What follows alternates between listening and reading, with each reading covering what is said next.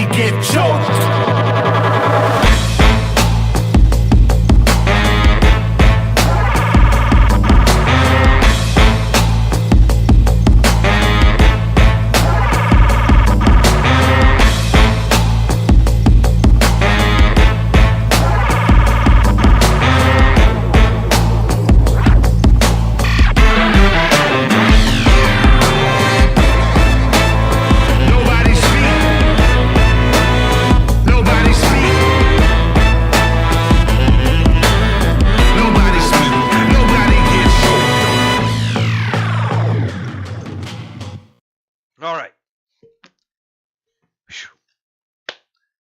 It is time to predict NXT Takeover Brooklyn 4 and SummerSlam, all of the matches, pre-show and beyond.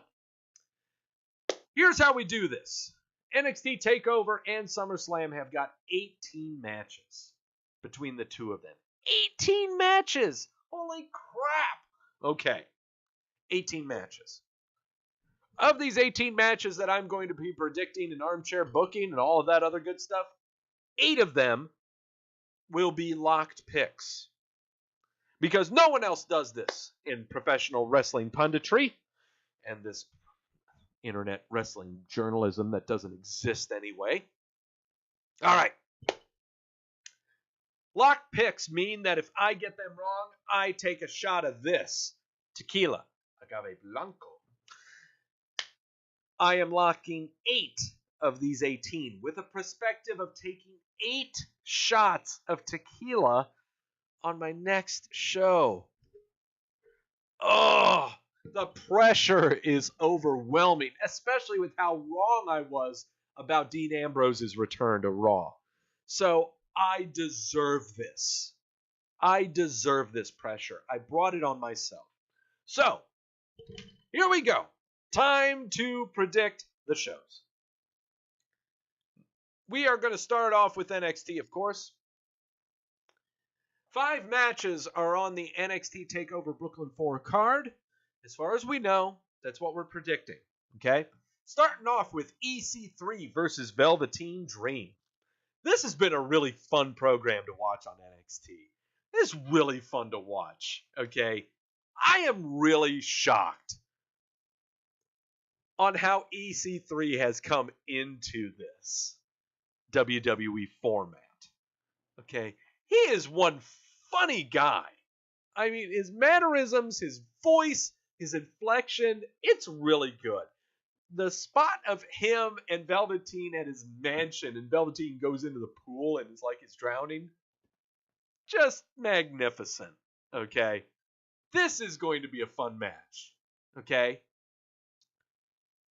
Just as is Charlotte title matches on pay-per-views, there is also a law when it comes to Velveteen Dream pay-per-view matches. Velveteen Dream never wins on Sundays. He's never won a match on a pay-per-view. That streak continues. I'm taking EC3 over Velveteen Dream. I'm taking the lock on this one also. My first lock pick. These two are inevitably going to be a tag team. I said it. They work so well together. They really work so well together. I really would love to see them as a tag team. Be really fun to watch, especially maybe with the upcoming Dusty Rhodes Tag Team Classic. Yeah. Expect the match to be too great, mostly because EC3 is much better character than a wrestler. Dream can work a match, though. Yeah. But no, I'm taking EC3 on the lock on this one. North American title on the line. Adam Cole defending against Ricochet.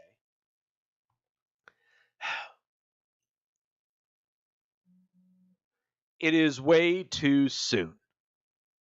It is way too soon to give Ricochet a strap of any kind. Way too soon. He did beat Ono back in Philly in January, Doug, so that might be a shot. Well, yeah, I guess. Yeah, I forgot he beat Cassius Ono. I did forget that. Yeah, that's my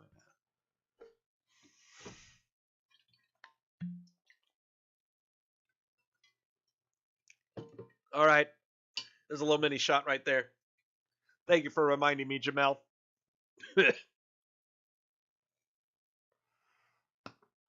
Yeah. You see, I hold myself to the fire. No one else does this. Adam Cole defending North American title against Ricochet. It's way too early for Ricochet to have a strap. Way too early. I've got Cole retaining. Cole retaining on this one. Tag team titles of the NXT Undisputed Era versus Mustache Mountain, though that looks more like Beard Mountain to me. That was not necessary. You might have more of those to do. Pace yourself. Yeah, I got to pace myself here. Undisputed Era defending their tag straps against Beard Mountain. These titles have already switched places in the past 3 or 4 weeks twice. They aren't going to switch places again. Undisputed Era is going to retain. They're going to hold on to these in preparation for the next takeover where they will defend.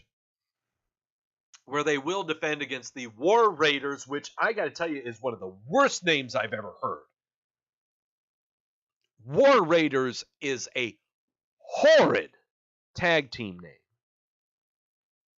War Machine was way better, but I know they were looking at copyright infringement. War Raiders? It's so difficult for anyone in the wrestling community to even pronounce, for that matter. I'm surprised I can do it. War Raiders. War Raiders. It's horrible. Undisputed Era retains. Shayna Baszler defending the NXT Women's title against Kairi Sane, who, according to Adam Cole during the Women's Royal Rumble, really likes boats. Seriously, check out the Women's Royal Rumble and see when Kairi Sane appears. He really likes boats. Oh, Jesus Christ. Okay. This has been a really cool program where Baszler has been attacking all of the women. Kairi Sane comes in to save them all. And yeah, that's all really fun and noble and stuff. But nah, not so much. Gargantua Forehead Baszler is going to retain this title. And I'm locking it. Now, Baszler is going to be NXT Women's Champ for a while. And ain't changing, okay? Is she going to break Asuka's streak? Probably not. They're trying right now, I think, with this Mae Young Classic, to try to find someone to get along the lines of like baby molten, baby face posture. I don't think it's Sane. I don't think it's Kairi. And what's more is, it's also going to have to take a multi-woman clusterfuck for Baszler to lose the title. I don't see that happening anytime either. NXT is not really known for multi-man clusterfucks that much. So, multi-woman clusterfucks for that matter. So, I see Baszler retaining. I'm locking that pick. Finally, the match that we know was going to be happening, whether it was going to be a title or not, I predicted that this was going to be a Hell in a Cell match. But instead, it's now a last man standing match between Tomato Chomper and Johnny Gargano for the NXT title. Last man standing. Storyline is that Tomato Chomper jumped Aleister Black in the back, and so Aleister Black has been written off programming due to injury. We're not sure what injury just yet. That's why he's not on the injury list. I don't know what it is right now, but he's on the injury list. Thank God. I am putting it out there. Here's a hot take for you to take right now. For anyone who loves the NXT and loves this stuff and eats it up, Aleister Black is a shitty babyface. Absolute shit.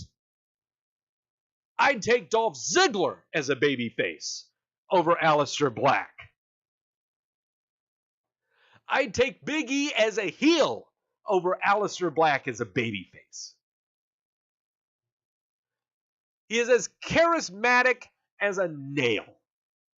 No, I'm sorry. I've seen nails that are more charismatic.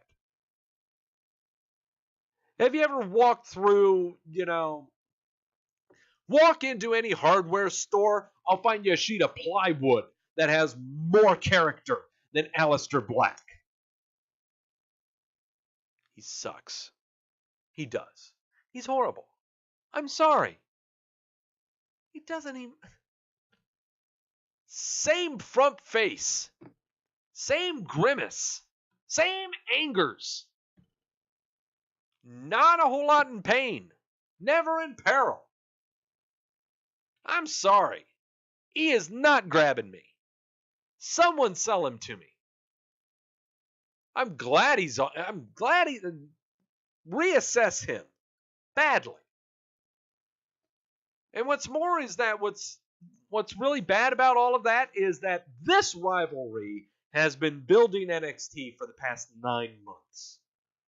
This is what's made NXT so great, is this rivalry right here, and has overshadowed anything involving anyone else going to any other title.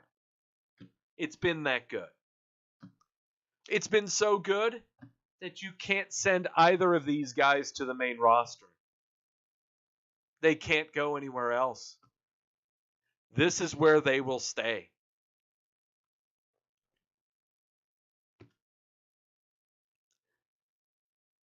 Tomato Ciampa retains. That's what I'm sticking with. Tomato Ciampa retains. Only for the sake of that Aleister Black wants to come back and he's going to have a rematch, and it's got to be against Tomato Ciampa that attacked him. Or was it Johnny Gargano? We won't know. I see some shenanigans happening in this match. I see some run-ins happening. Who knows who will run in? I really don't know. Keith Lee could run in for who the hell we know. But Tomato Ciampa retains. So